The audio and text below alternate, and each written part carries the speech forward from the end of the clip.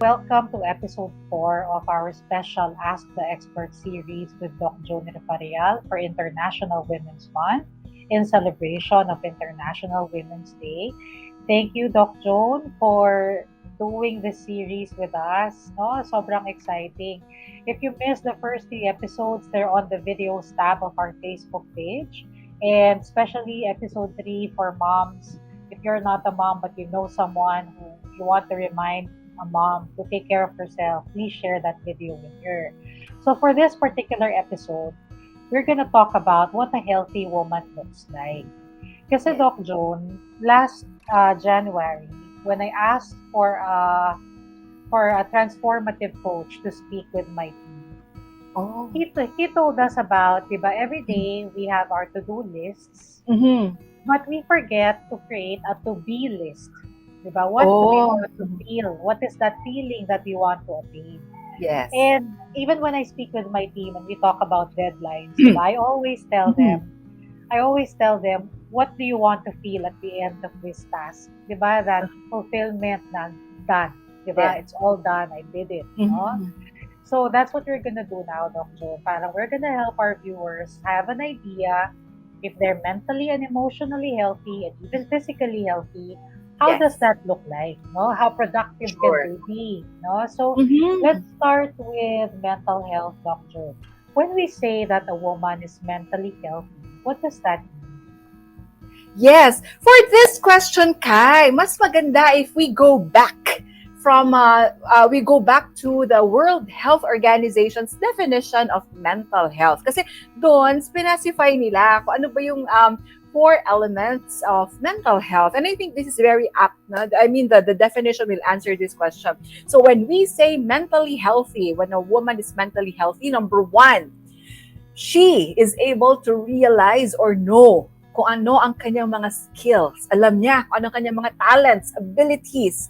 Alam niya yon and aware siya nun. Ano ba ang kanyang mga, saan ba siya nag-excel, kanyang mga forte. So that's one.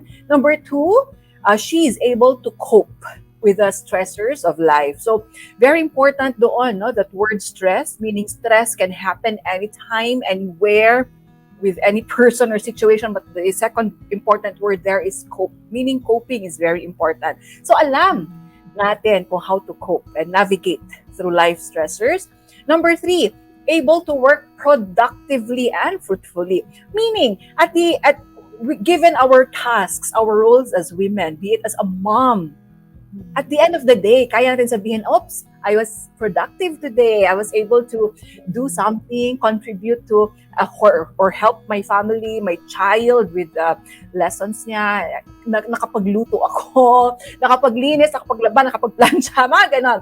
And lastly, we are able to make a contribution to our community. So in any way na we can. No? So yung iba, they become so active sa mga church nila, sa mga organizations, they help sa mga kung saan-saan, mga community pantries, mga ganon. So, in a way, we also give back. We are able to give back to the community. So, yun yung four elements of mental health and that would answer itong question mo na ito, Kai. Thanks, Doc Joan. So when we Yes. were thinking about topics for International Women's Day, Yes. somehow, there were members of the team who separated mental health from emotional health. Mm-hmm. So our next question is, when we say that a woman is emotionally healthy, what does Yes. that mean?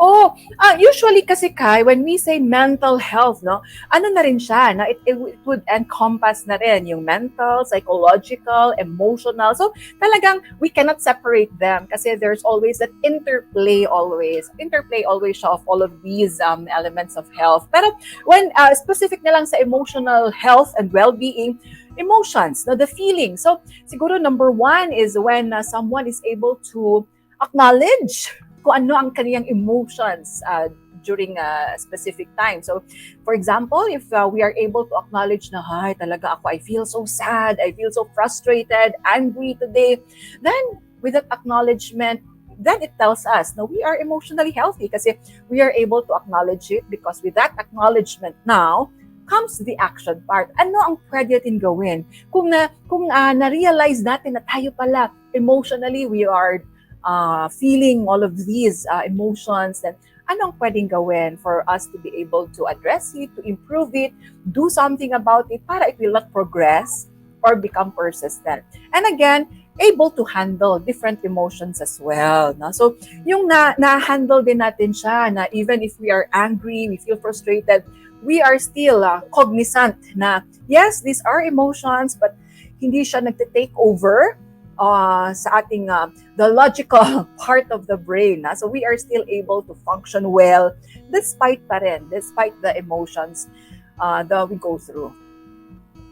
Okay, I think na-gets ko Yes. na rin, Doc, bakit nila ito pinag-iwalay. Yes. Kasi baka iniisip nila yung mental health, IQ, tapos yung emotional health, EQ. No, baka yun yung rationale. Pwede. Yes.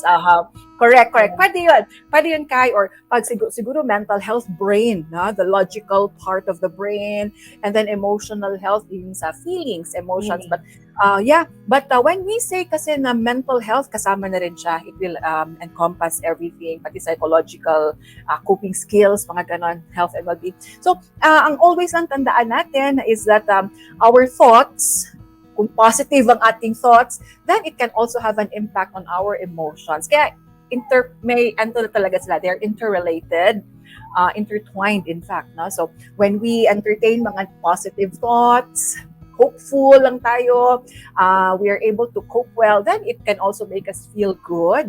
And it can translate to positive actions. Kaya, may interplay lagi ang mind, the feelings, and the action. So, kaya mas maganda we are cognizant of all of the mga interplays na nangyayari at one point.